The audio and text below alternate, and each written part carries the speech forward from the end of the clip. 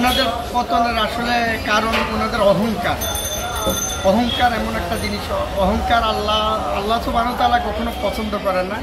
যেমন সুরেন্দ্র সাহেব গুপ্ত একটা কথা বলছেন, আপনারা জানেন বিগত, উনি বলছে আকাশ জমিন এক হয়ে যাবে, দরিয়ার পানি শুকিয়ে যাবে, বঙ্গবন্ধুর কন্যা শেখ হাসিনার কথা নড়চড় হবে না। আজ কোথায় সে অহংকার, কোথায়? আল্লাহ সুবহানাহু ওয়া তাআলা চাইলে সব সেকেন্ডের ভিতরে ম্যাচমার করে দিতে পারে। এই জন্যে কোনো কিছু অহংকার ভালো না।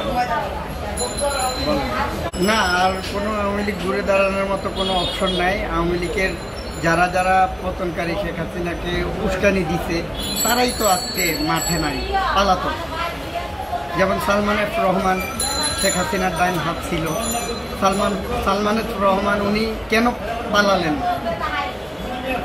উনি প্রশ্নে আসে না বাংলাদেশ থেকে পালানোর। ওনার ভিতরে দুর্বলতা আছে, বিশাল দুর্বলতা। কারণ পাপ করতে করতে পাহাড় পরিমাণ পাপ করছে, এই জন্য আজকে উনি পালিয়ে বেড়াচ্ছেন। আর যে আপনি জানেন, আপনারা মিডিয়া বাহিরা জানেন, বিচারপতি মানিক উনি কি অন্যায়গুলো করছে, উনি কিভাবে পালালেন? অন্যায় করছে এই জন্যে পালালেন। ওনার ভিতরে যদি সৎসাহস থাকতো তাহলে উনি আজকে বাংলা ছেড়ে পালাইতেন না, বউ বাচ্চা ছেড়ে পালাইতেন না। ওনার ভিতরে দুর্বলতা অবশ্যই আছে। হ্যাঁ, আমিও চাই দাঁড়াক, আওয়ামী লীগ দাঁড়াক, কিন্তু ওনাদের তো মেন যে নেত্রী উনি তো ভারত পালিয়ে গেছেন। আমাদের নেত্রী দেখেন বিগত দিনগুলা অনেক ক্ষতিগ্রস্ত হয়েছে, অনেক নেতাকর্মী জেলে ছিলেন, আমরা সবাই জেল খাটালো। আমাদের নেত্রী পালিয়ে যায়নি দেশ ছেড়ে কখনো। আমাদেরকে পাখির মতো ফানার ভিতরে রেখেছে। উনি বলছে মৃত্যু হলে আমার দেশেই মৃত্যু হবে, আমি এই দেশ ছেড়ে কখনো যাব না। উনি কেন পালালেন? ওনার ভিতরে দুর্বলতা আছে। হ্যাঁ, ওনাকে তো সমর্থন করতে হবে। উনি একজন নোবেল প্রাপ্ত, ইউরোপের বিভিন্ন দেশে ওনার অনেক নাম সুনাম। আর আমাদের দেশের জন্য ভালো হবে উনি থাকলে। কেয়ারটেকার গভর্নমেন্ট হিসাবে ডক্টর ইউনূস সাহেব থাকুক, এটা আমরাও চাই। আওয়ামী লীগ চাক বা না চাক সেটা আওয়ামী লীগের ব্যাপার, কিন্তু আমরা চাই উনি কেয়ারটেকার গভর্নমেন্ট থাকুক। উনি একজন সম্মানী ব্যক্তি। আমি চাচ্ছি ডক্টর ইউনূস সাহেবের কাছে আমার অনুরোধ, উনি কেয়ারটেকার গভর্নমেন্ট হিসাবে, কারণ উনি 3 মাসের ভিতরে নির্বাচন দিলে দেশের জন্য মঙ্গল হবে। তা না হয় আবার দেশের জন্য অনেক বিপদ, ঝুঁকিপূর্ণ হতে পারে। এটা আমার মতামত। ইনশাল্লাহ আশাবাদী আমরা, আল্লাহর রহমতে সুস্থ নির্বাচন হলে বিএনপি আসবেই আল্লাহর রহমতে। কারণ এই দেশের জনগণ জানে বিএনপি এমন কোনো খারাপ কাজ করেনি। খারাপ কাজ করলে উনি চোরের মতো পালিয়ে যাইতো। আজকে আমাদের ম্যাডাম দেশনেত্রী বেগম খালেদা জিয়া, উনি দেশ থেকে পালিয়ে যাননি। ওনার সেই সৎসাহস আছে ইনশাল্লাহ। 300 আসনের ভিতরে আমরা 220ই পাবো ইনশাল্লাহ, এরকম আশাবাদী ইনশাল্লাহ। জনগণের উপরে ডিপেন্ড করে। এখন জনগণ যদি আমাদেরকে চায়, আল্লাহ যদি দয়া থাকে, ইনশাল্লাহ আমরা পাবো, ভালো কিছু পাবো। আপনারা দেখবেন মিডিয়া বাড়িরা, সেই সৎসাহস আমাদের আছে। জামাত আমাদের সাথে যদি আসতে চায়, জামাতকে আমরা পালা দেব না। জামাত অবশ্যই ইনশাল্লাহ বাকি দিনগুলো আমাদের সাথে ছিল। এখন যদি জামাত এককভাবে করতে চায়, সেই ক্ষেত্রে আমাদের কোনো বাধাবিঘ্ন নেই। আমাদের দেশনেত্রী বেগম খালেদা জিয়া, ওনার সুযোগ্য সন্তান তারেক রহমান, ওনার নিষেধ, দলের ভিতরে যেই চাঁদাবাজ হোক না কেন তাকে আমি বহিষ্কার করব। ইভেন বুলু ভাই আছে, বরকতুল্লাহ বুলু, বিএনপির ভাইস চেয়ারম্যান, উনিও নিষেধ করছে বিএনপির ভিতরে কোনো চাঁদাবাজি চলবে না। আর চাঁদাবাজ বিএনপির ভিতরে ঠাঁই নাই। যারা বিএনপির নামে কোনো অরাজকতা, দেশের জনগণের ক্ষয়ক্ষতি করবে, জানমালের ক্ষয়ক্ষতি করবে, তারে দল থেকে বহিষ্কার করবে। আপনারা এরকম একটা কমপ্লেইন যদি দেন মিডিয়া ভাইয়েরা, আমাদের জন্য সহজ হয়।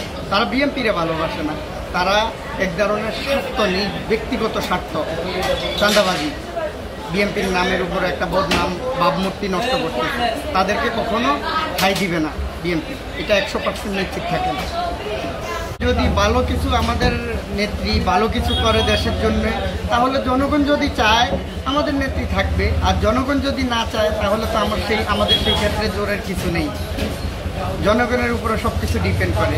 তা আমাদেরকে জনগণে একটি সুযোগ দেখ, ইনশাল্লাহ আমরা দেশের জন্য কী করতে পারি জনগণ দেখবে না। আর যেই ক্ষয়ক্ষতি দেশের করেছে আওয়ামী লীগ সরকার, আমার মনে হয় 5 বছর লাগবে, 10 বছর লাগতে পারে দেশের উন্নয়ন করতে।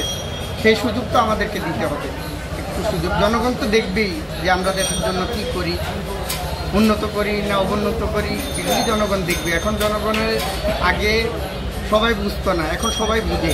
একটা রিক্সাওয়ালা ভাইও বুঝে, একটা হকার ভাইও বুঝে যে ওনারা দেশের জন্য কি কাজ করতেছে না করতেছে না। ভাইয়ারা তো আছেন। বিএনপির আমলে বিগত আপনারা মিডিয়া ভাইরা জানেন, দেশবাসী জানে, আয়নাঘর এগুলি ছিল না। এই আয়নাঘর এই শেখ হাসিনা নিজে বানাইছে, ওনার স্বার্থে বানিয়েছে। উনি আয়নাঘরে বিভিন্ন লোক নির্যাতন করছে, আর এত নির্যাতন করছে যে আল্লাহ ওনার উপর অসন্তুষ্ট হয়ে গেছে। এরকম নির্যাতন ছিল না, বিএনপির আমলে ছিল, র্যাব ছিল।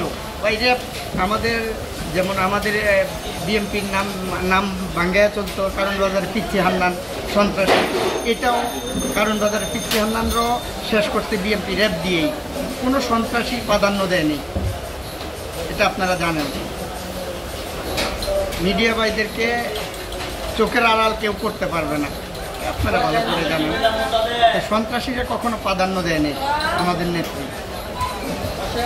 ইনশাল্লাহ ভালো, আমি বললে তো হবে না, জনগণও জানে, আপনারা মিডিয়া বাইরেও জানেন যে উনি যেভাবে ঘুম মানুষে করছে, এগুলি সব বের হয়ে আসছে। আপনাদের চোখে বিন্দু পরিমাণ আড়াল করতে পারেনি আপনাদের চোখ থেকে। এই যে আয়নাঘর, এটা অনেকেই জানতো না, এখন সবাই জানে আয়নাঘরে কতগুলো লোক নির্যাতন করে মারা হয়েছে শাস্তি দিয়ে। আগামী বাংলাদেশ ভালো পর্যায়ে দাঁড়াক, এটাই আমি চাই, আশা করি। আর বাকিটা এখন জনগণের উপরে ডিপেন্ড করে। আল্লাহ যদি চায়, আমাদেরকে যদি সুযোগ দেওয়া হয়, আমরা সুযোগটা কাজে লাগাবো। আগামী বাংলাদেশ দুর্নীতিমুক্ত বাংলাদেশ, সোনার বাংলাদেশ, সুচিল। আগে যেই দেশ আমরা বাংলাদেশ দুর্নীতি মুক্ত দেখেছি, সেরকমই হোক, আমি এটা দোয়া করি। আচ্ছা, ওকে, অনেক ভালো লাগলো। আমরাও আমাদের দেশকে ভালোবাসি, আমরা আমাদের এই সোনার বাংলাদেশকে উন্নত বিশ্বের যে রাষ্ট্রগুলো রয়েছে সেই রাষ্ট্রগুলোর কাতারে যাক, আমরা সেটি প্রত্যাশা করি। এই প্রত্যাশা করি। আপনাকে অসংখ্য ধন্যবাদ সিটি বয় চ্যানেলে অনেক সময় দেওয়ার জন্য। আবারও দেখা হবে। আল্লাহ হাফেজ। আপনাকে ধন্যবাদ। Thank you.